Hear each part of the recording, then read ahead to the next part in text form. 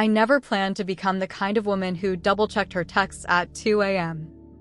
It was a slow erosion, not a fall, not a sudden collapse of everything I thought I knew about myself, about right and wrong, about loyalty and boundaries and what it means to protect the people you love, but rather 1,000 tiny cracks that spread quietly, invisibly, until one night I found myself sitting on the edge of my bed, heart pounding, screen glowing in my trembling hand,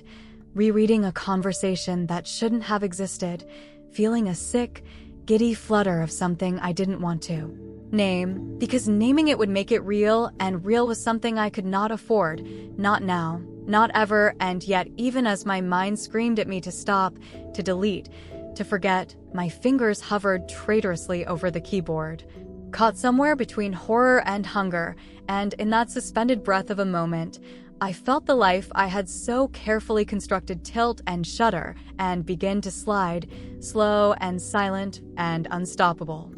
I told myself it was harmless.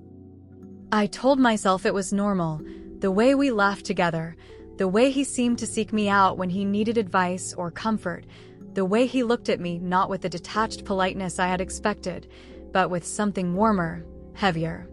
Something I had pretended not to notice for far too long because admitting it would mean confronting the unbearable emptiness that had hollowed out my marriage, that had eaten away at me piece by piece until I barely recognized the woman smiling mechanically at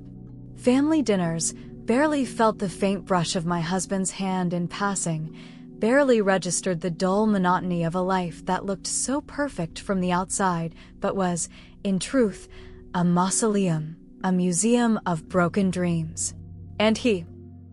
was never supposed to be anything more than a presence in the periphery, a responsibility, a reminder of the life my husband had before me, and yet somewhere along the way, without meaning to, without even realizing it, I had started leaning toward him in conversations, started listening more closely when he spoke, started noticing the way his face lit up when he laughed, started feeling that strange, unnameable pang when he left the room, that tiny, irrational sadness that had no place, no explanation. The first time I realized he was seeking me out not just for advice, not just out of obligation, but for comfort, for connection. Something inside me shifted, subtle but seismic, like the first tiny tremor before the earth splits open, and I hated myself for how it made me feel, hated the sudden awareness that flared between us like a live wire, hated the way my heart betrayed me with its quickened beats, hated the way I found myself waiting for the sound of his footsteps, for the spark of conversation, for the way his eyes seemed to see me in a way no one else did anymore. It was innocent. It was nothing. I clung to those lies like a life raft, whispering them to myself as I watched the hours bleed away in long, late-night talks, in casual, too easy laughter, in moments that stretched too long and grew too heavy with something I refused to name, until one evening, sitting across from him at the kitchen table, our conversation dipping into personal, uncharted waters, he said something so raw, so vulnerable, that I felt my heart crack open, felt something forbidden and terrifying surge up inside me, and I knew with a certainty that left me cold and trembling, that I was standing on the edge of a cliff, looking down into a darkness I might not be able to climb back out of. I should have stepped away then. I should have closed the door, shut down the conversations, rebuilt the walls that had crumbled around us without my noticing, but instead I found myself lingering, asking one more question, offering one more smile, reaching out one more time when he seemed lost. And with every small, silent betrayal of the boundaries I had once sworn I would never cross, I felt myself slipping further, felt the ground crumble beneath my feet, felt the faint, sick thrill of stepping closer to the fire even as the smoke stung my eyes and the heat burned my skin. The loneliness was a living thing inside me by then, coiling tighter every day, fed by years of being unseen, unheard, untouched, and the few bright moments of attention, of kindness, of warmth that he offered felt like the first rain after a long drought. And I drank them in greedily, shamefully, even as I knew the cost, even as I felt the weight of my guilt sinking into my bones, even as I told myself that I was strong enough to stop before it went too far. But somewhere deep inside, beneath the layers of shame and fear and rationalizations, I knew the truth. A part of me didn't want to stop. A part of me was desperate for the feeling he gave me, the feeling of being seen, being needed, being chosen, even if only in stolen glances and half-spoken words and silences so charged they felt like confessions. The first real fracture, the moment I could no longer lie to myself, came one evening when he said my name. Not casually, not with the distant politeness expected of our relationship, but with a softness, an ache, a longing that pulled the air from my lungs and left me staring at him, frozen, horrified, elated, devastated all at once, because in that moment, everything shifted, everything broke, everything inside me that had been carefully locked away cracked wide open, and I knew in a way that left no room for denial, that we had crossed a line that could never be uncrossed. We didn't touch. We didn't speak of it. We didn't have to. The air between us was thick with everything we couldn't say, heavy with everything we couldn't admit, and I walked away that night with my heart pounding and my mind screaming and my soul shattering into 1,000 pieces, knowing that nothing would ever be the same again. Knowing that I had already betrayed everything I thought I stood for, not with actions, but with emotions, with needs I couldn't control, with feelings I couldn't kill. I lay awake that night, staring at the ceiling, the weight of my choices pressing down on me like a stone slab, and somewhere in the dark, the first tears slipped down my cheeks, silent and bitter and full of a grief I couldn't name, because I knew what was coming, knew what I was capable of, knew that the woman I used to be was already slipping away into the shadows of the person I was becoming. And I didn't know how to stop it. I didn't know if I even wanted to. I woke the next morning feeling like I had been hollowed out, scraped clean of everything except the slow, gnawing ache of shame and longing that pulsed with every beat of my heart, a silent throb that filled the spaces between breaths, between thoughts, between the carefully measured words I spoke at breakfast to a husband who didn't notice the way my hands trembled when I reached for my coffee, who didn't notice that I could barely meet his eyes, who didn't notice that I was crumbling right in front of him, and I hated him for that, hated him for making it so easy to slip further away, so easy to seek warmth somewhere else, so easy to build a secret world inside myself where the only thing that mattered was the quiet. Aching hope that he, the one I should have never looked at twice, might somehow be thinking of me too. I tried to silence it, tried to bury it under the endless mundane routines of the day, the chores and errands and endless meaningless conversations that made up the brittle skeleton of my life, but it was there beneath everything. A constant hum just under my skin, a phantom weight I carried everywhere, and when the message finally came, innocent on the surface, harmless to anyone who might have seen it, I felt the flood of relief and terror crash through me with equal force, because it meant he was thinking of me too. It meant I wasn't imagining the way the air changed when we were near each other. It meant the crack in the wall wasn't just on my side, and even though it should have filled me with dread, with the crushing weight of inevitability, what I felt instead was something shamefully close to joy, a burst of light in the endless grayness I had grown used to drowning in. The conversation started slowly at first, measured and cautious, little forays into connection under the guise of normalcy, guarded words that hovered around the edges of what we both knew but didn't dare say, and every time my phone buzzed, every time his name flashed across the screen, I felt the ground shift a little more beneath my feet, felt myself sliding closer to a place I swore I would never go, and yet I couldn't stop, couldn't pull myself back, couldn't even summon the will to try. Because those stolen moments of laughter and understanding were the only things that made me feel like I still existed, like there was still a pulse inside the hollow shell I had become. It didn't take long before I found myself looking for him, listening for his footsteps in the house, feeling the tiny quickening of my breath whenever I heard his voice from another room, arranging my days in small, subtle ways to cross his path, to steal a glance.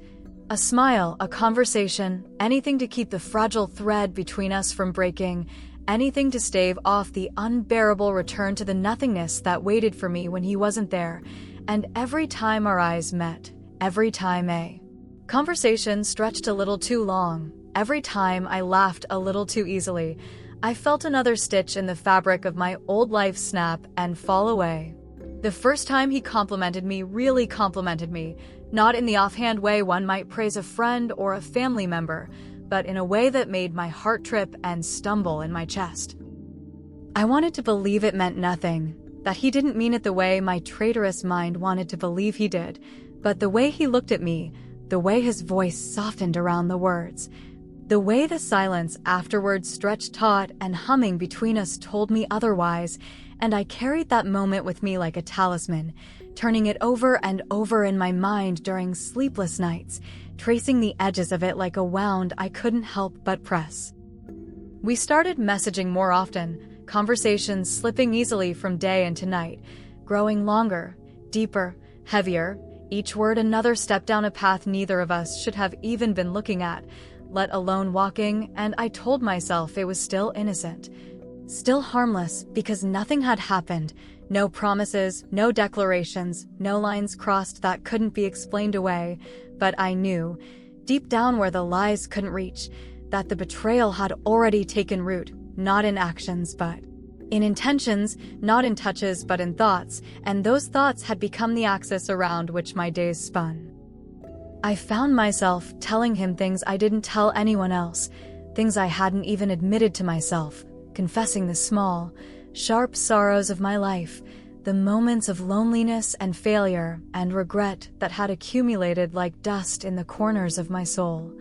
And he listened, really listened, with a kind of attention that felt like a bomb and a brand all at once, and somewhere along the way, he began telling me things too, letting me into the hidden spaces of his own life, and together we built a place that existed only in stolen words and silent understandings, a place where the rest of the world fell away and it was just us, raw and unguarded and terrifyingly real.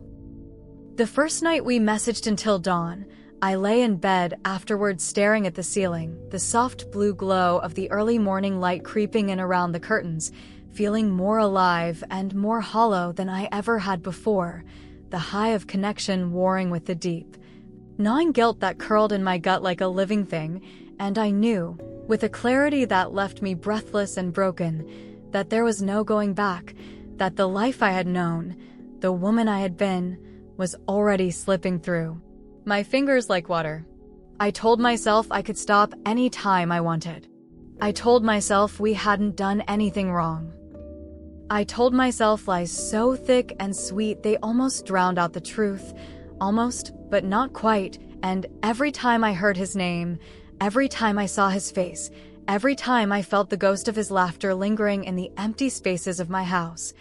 the weight of what we were doing, what we were becoming, pressed harder and harder against my chest until it was a wonder I could breathe at all. There were moments when I caught him looking at me, moments when the air between us crackled with something so sharp and dangerous it left me shaking, moments when a single word, a single glance, felt like a touch, felt like a confession, felt like a promise we couldn't keep but didn't have the strength to abandon, and each time, I told myself it was the last, that tomorrow I would pull back, that tomorrow I would rebuild the walls and patch the cracks and pretend none of it had ever happened. But tomorrow never came. Only more stolen moments. Only more secret smiles. Only more nights lying awake, heart racing, guilt roiling, longing burning hotter with every breath. I was losing myself. And the terrifying, intoxicating truth was, I didn't want to be found. There wasn't a single moment where it all shattered, no dramatic, final, burning scene that could explain the hollow ache that began to live permanently inside my chest, no sudden explosion of guilt and consequence and devastation, only a slow, suffocating collapse, a steady crumbling of everything I thought I was, until one day I woke up and realized I couldn't look at myself without flinching, couldn't meet my own eyes in the mirror without seeing the ruins of every promise I had made, every boundary I had crossed, every whispered secret I had clutched to my heart like a lifeline while the life I was supposed to cherish rotted from neglect. And I lived in that space, that raw, jagged place where love and loyalty and shame and longing bled into each other until I couldn't tell them apart, couldn't remember which part of me had started the fire and which part of me was still trying, feebly, to stamp it out. It wasn't about the conversations anymore, or the laughter, or the way he looked at me like I was the center of some world that only he could see. It was about the way he had slipped inside my mind, become a constant presence, a haunting, a relentless echo of what I could have been, who I might have been if life had been different, if I had been different, if everything I knew about right and wrong hadn't unraveled so easily at the first touch of attention, the first taste of connection after so many years of drought and silence and invisibility. And even though nothing had happened that could be named, nothing had happened that could be photographed or confessed in a courtroom, the betrayal was real, more real than anything I had known in years. Because it lived inside me now, in the spaces where love was supposed to be, poisoning every word I spoke, every smile I forced, every lie I told to maintain the crumbling illusion of a life I had already abandoned. The night we crossed the line wasn't about action. It was about the silence that stretched too long between us, about the way neither of us could pretend anymore that it was harmless, that it was innocent, about the way the air itself seemed to push us closer, seemed to wrap us together in something heavy and irreversible, and though we never touched, never spoke the words out loud, the truth of it was undeniable, pounding between us with every heartbeat, thrumming in every breath. And when I finally tore myself away, when I locked myself in my bedroom and buried my face in my hands, shaking with the force of what I had allowed, I knew that it was over, knew that there was no way back to who I was before. No amount of pretending or praying that could rebuild the trust one had so carelessly burned to ash. I couldn't even look at my husband without feeling sick, couldn't sit across the dinner table from him without feeling the betrayal bleeding out of my pores, couldn't hear the easy, distracted affection in his voice without feeling the hollow ache where love used to live.